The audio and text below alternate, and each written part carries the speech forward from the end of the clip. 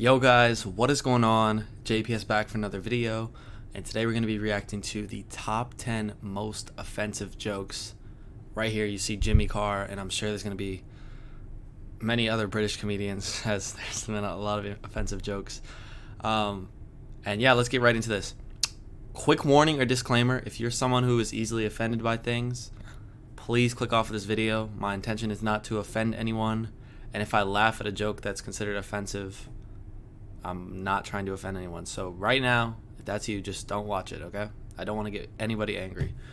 This is all for fun. So let's get right into it. Hit that like button, hit subscribe, and let's go. They say there's safety in numbers. Yeah? Tell that to 6 million Jews. Ooh. He's not lying. I did a big I mean, that's just true. It's terrible, but that's true. Let me turn this up a bit. Some of these are going to be varying volumes. charity gig last year for autism. And hold on. I did not hear what he said. I did a big charity gig last year for autism. And like most people, my only experience of autism until recently was Dustin Hoffman's brilliant portrayal in Rain Man. But I've just got this new house in London, and the neighbours were coming round and going, oh, yeah, hi, poking their noses in, basically. But I thought, you know, I'd be nice to them for now. When I get a big gate, they can fuck off. One couple, they've got an autistic son.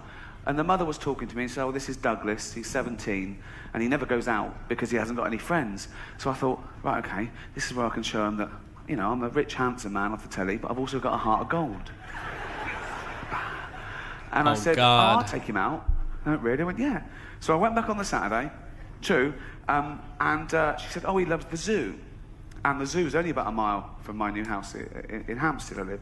And so I'm walking along the street with Douglas, okay, and he doesn't take his eyes off his mum all the way along the street like that. And his mum's in the doorway, and she's waving to him, and she's crying, right? Eventually she shuts the door and she goes indoors. I hailed a cab and said, right, take us to the casino. So, you got to make it work for you, haven't you? So, I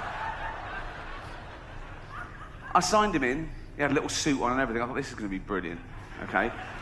I went straight to the blackjack table. That's their best one. I don't know why. They're brilliant at that. I went, okay, Dougie, you know the score. Bet 2 for good and 1 for bad. Do you understand? He went, yeah. I went, hoo. So I was betting. I was about £1,000 down in half an hour. And I went, sorry, hold on. Douglas, do that thing. Count the cards. Do that thing. Tell me when there's a good card coming. Tell me bet 2 for good. Do you understand? He went, yeah. So I was another £1,000 down. I thought, what sort of an autistic? So this is horrible, I was man. confused. I threw some toothpicks on the carpet. I said, how many? He went, I don't know. I said, there's 7. I can see there's 7 from here. Oh. Wow. Why did I get that one? So I took him back home and I said to the mother, there's been a mistake. He walks like Rain Man, but he's got none of that clever shit. Live in Greenford. That was pretty funny. That's Ricky Gervais. He's hilarious. All right, I don't know who this next guy is. I live at home with my mum still. Thank you for that judgmental silence. No, I like to get out of the way from the top, you know, because I've come to realise that, you know, some people do have a bit of an issue with the fact that I still live at home with my mum. I did a gig not too long ago where I got booed off stage for saying I live at home, right? Wow. I walked out, I went, hey guys, how you doing? My name's Nathan Caton. I'll tell you a bit about myself. I still live at home with my family.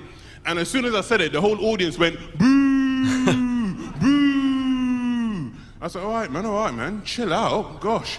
It's the last time I do a charity gig for an orphanage.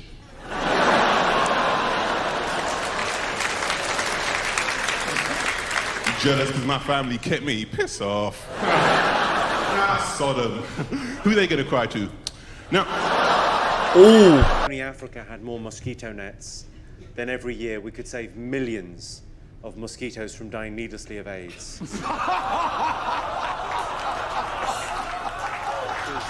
Wow. What happened is your Whoopi Gold. Oh my God, Jimmy. Jimmy's the king of this stuff. Like he just, some of his jokes. What happened is your Whoopi Goldbergs of this world, when the accusations first came out, they were all like, oh, I don't know if I believe all these women. They're just trying to ruin his legacy or some bullshit like that. Because all these rapes happened in the 70s and the 80s. And they said, what took these women so long to come forward? It's a good question. I think it's because, as rapes go, they weren't the worst rapes now, were they? He never held them down and fucking raped them.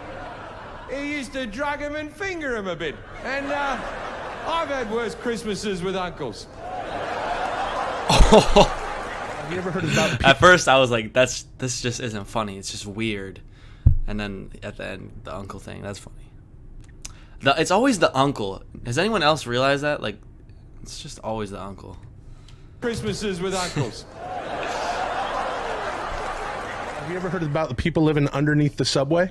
Yeah, mole people. Yeah, in New York, there's people in the There's a whole community. Yeah, well, there's different subway tunnels that the trains don't go down anymore. Yep. So a lot of people who are homeless have set up these cardboard cities down there. That's what they deserve. And it's pitch black. Huh? Dude. Hey. Well, it's not what. No. No, I don't know if it's what they deserve. That is terrible. It wasn't even a comedy thing. I think they were having like an intellectual conversation, and Buddy just makes it a comedy clip.